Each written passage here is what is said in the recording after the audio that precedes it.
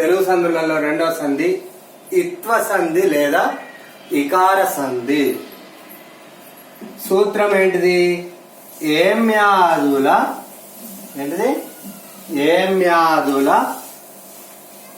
ఇత్తునకు సంధి వైకల్పికముగా నగును. ఏమ్యాదుల ఇత్తునకు సంధి వైకల్పికముగా నగును.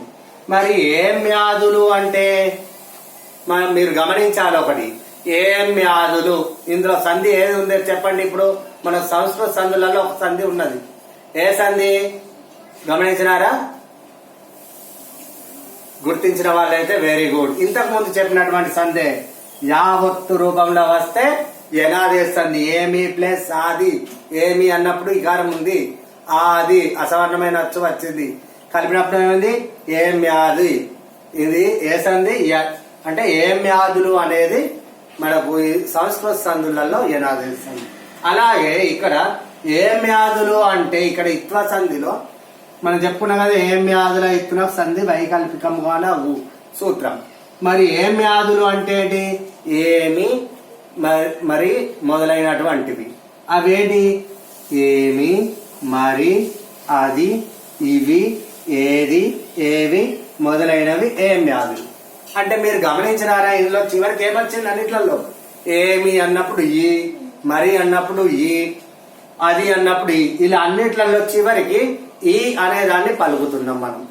అది రస్వమైన ఇకారం మాత్రమే పలుకుతున్నాం. అంటే దీర్ఘమైన ఈ లేదు, ఇలా అది, ఇది అని ఇట్లా దీర్ఘం లేదు. అది, ఇది అంతే. అట్లా ఇత్తు అంటే ఏంటిది? అందులో ఉన్నటువంటి ఏమ్యాదుల్లో ఉన్నటువంటి ఇత్తు. ఇత్తు అంటే ఏంటిది? మొదటి ఈ రస్వమైన ఇకారం. ఏంటిది? రస్వమైన ఇకారం, దీర్ఘము కాకుండా మొదటి ఈ. మరి వికల్పము లేదా వైకల్పికము అనగా మనం ఇంతకు ముందు అకార సంధిలో చెప్పుకున్నాం. ఏంటిది? వైకల్పికము అంటే సంధి జరిగిన రూపం, సంధి జరగని రూపం అని రెండు రకాలుగా సంధి రావడం, ఉండడం. వికల్పము అనగా సంధి రెండు రూపాలలో ఉండడం. అది ఒకటి సంధి జరిగిన రూపం, రెండవ రకం సంధి జరగని రూపం. ఏంటిది అది? ఒక ఉదాహరణ మనం గమనించినట్లయితే ఏమి ప్లస్ అంటివి.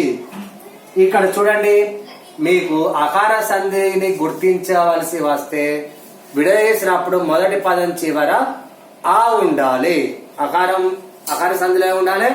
మొదటి పదం అంటే ఈ మొదటి పదం చివర ఆ వచ్చినట్లయితే అది అకార సంధి.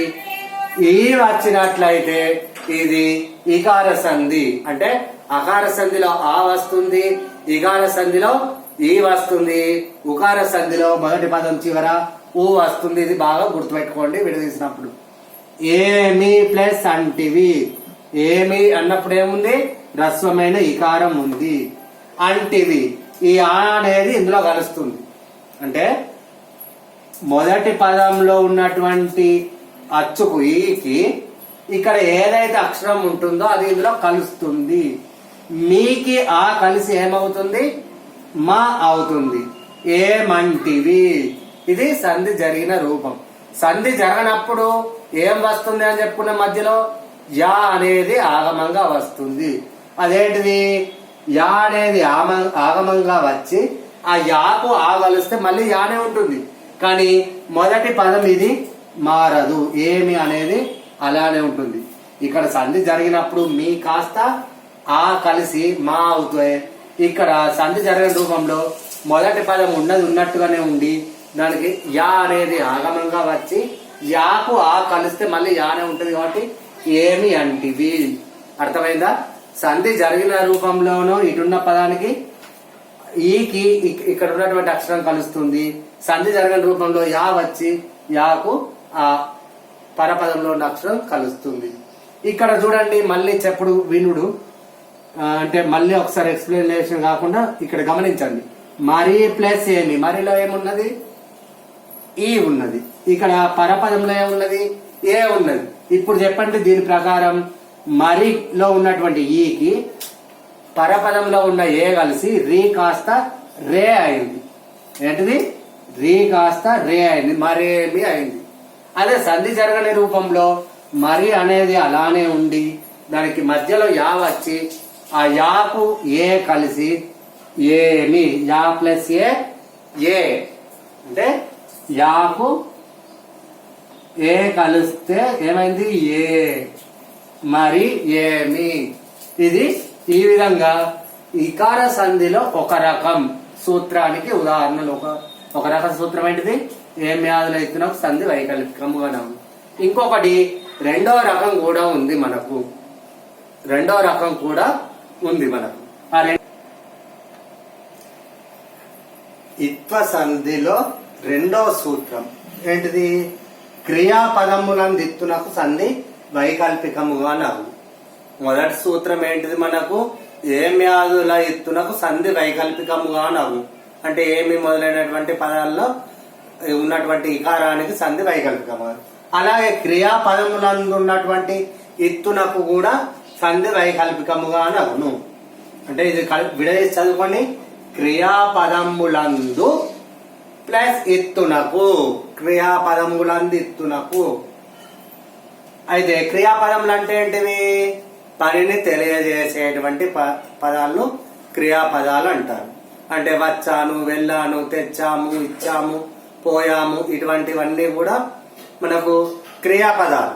అందులో ఉన్నటువంటి చివర చూడండి, వచ్చాను అన్నా, వెళ్ళాము అన్నా, తెచ్చాము అన్నా, ఏ అన్నా ఊ ఉంటుంది. అలాగే మనం దాన్నే ఉకారం వచ్చేటట్టు చూసుకుంటే వచ్చి తిని, తెచ్చి తిని, వెళ్ళి తిని, లాస్ట్ కు చివరికి ఈకారం వచ్చే విధంగా మనం పలికితే అది ఇకారం అంటే ఇకార సంధికి ఉదాహరణ అవుతుంది. చూడండి ఇక్కడ ఉదాహరణ, వచ్చిరి అంటే వచ్చిరి అదే క్రియాపదం.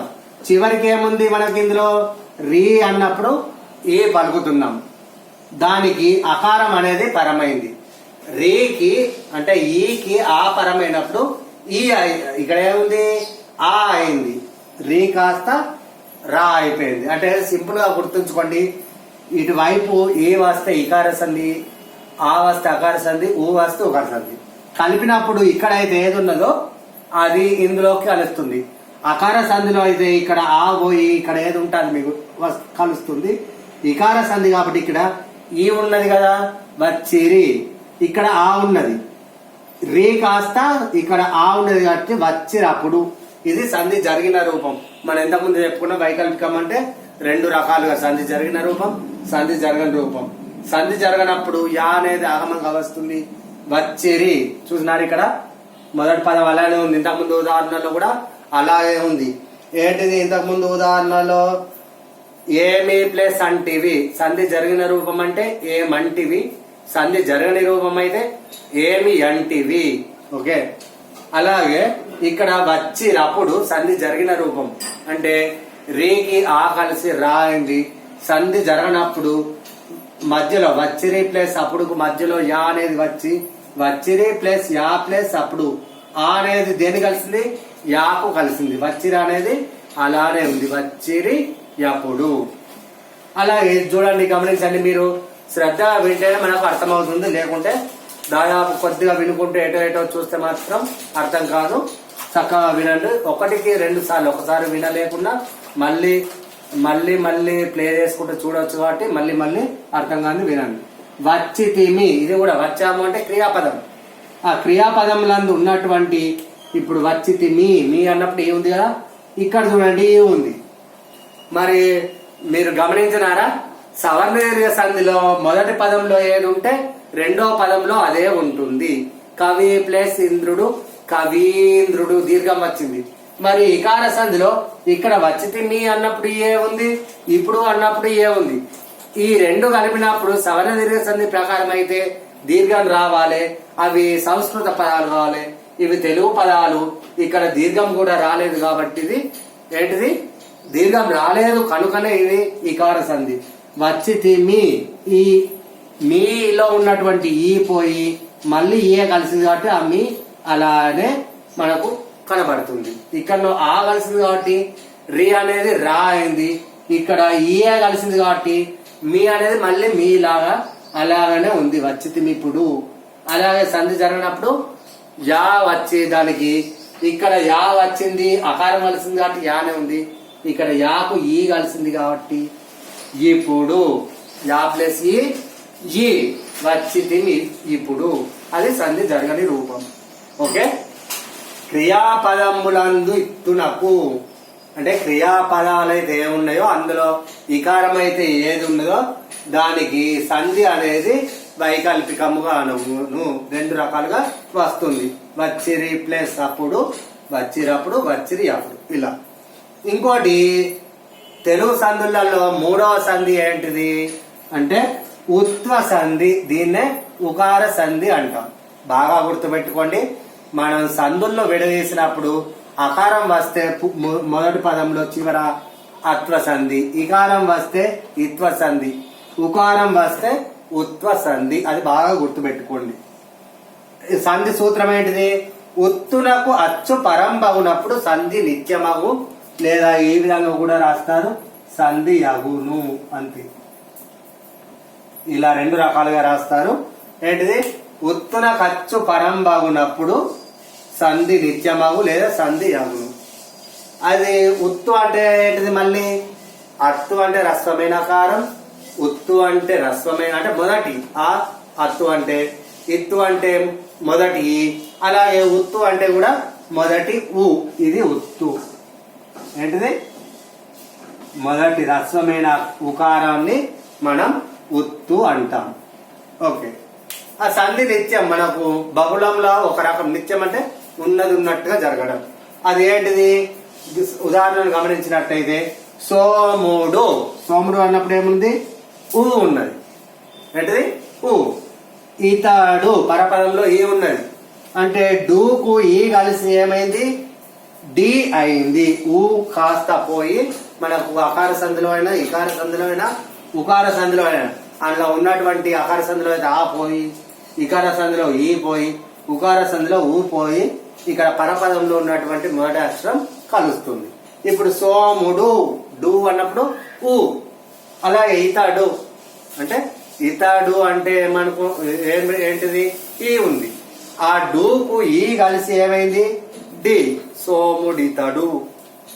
గమనించినారా? ఇది కూడా గమనించడం ఒకటి. గతము ప్లస్ అంత. గతము అంటే ఊ ఉంది, అంత అంటే ఆ ఉంది. ఊకు కాస్త ఆ కలిసి అంటే మూకు ఆ కలిసి మా అయింది, గతమంతా.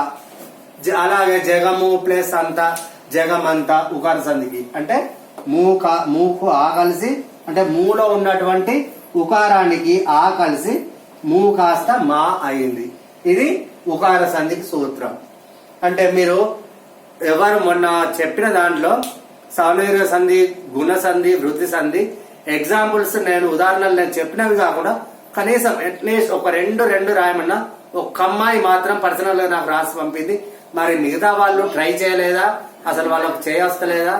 అది ఇప్పుడు మీరు గమనించి ఏంటిది ఇవాళ రోజు ఇక్కడి వరకు ఇచ్చిన దానికి అంటే ఆ సంస్కృత సందులో 4కి 2 ఈ తెలుగు సందులు అకార, ఇకార, ఉకార సంధిలకు 2 ఉదాహరణలు మాత్రం రాసి విడదీయండి. అవి కరెక్టా కాదా నేను చూసి చెప్తా. గుర్తుంచుకోండి, మనకు రెగ్యులర్ గా క్లాసులు లేవు, డైరెక్ట్ చెప్పలేము కాబట్టి మీరు చేసేదాన్ని బట్టే మనకు మీ రిజల్ట్ అనేది ఉంటుంది, మీ చదువు అనేది ఉంటుంది. ఓకే, మీకు అర్థం కాకుంటే మళ్ళీ ఇది డైరెక్ట్ ఆన్లైన్ కాదు, వీడియో తీసి పంపుతున్నాం కాబట్టి మళ్ళీ ప్లే చేసుకొని వినండి. అర్థం కాంది ఏమైనా ఉంటే నాకు డైరెక్ట్ అడగండి. నా వాట్సాప్ పర్సనల్ గా మంచిదే, గ్రూప్ లో అయినా మంచిదే. ఇది అర్థం కాలేదు అనండి, అక్కడ ఇంకా ఒకసారి చూసిన తర్వాత కూడా అర్థం కాలేదంటే మళ్ళీ ఒకసారి చెప్పుకుందాం మనం. ఓకే, తర్వాత క్లాస్ లో ఇంకా మిగిలిన తెలుగు సందులు చెప్పుకుందాం. ఓకే, ధన్యవాదాలు.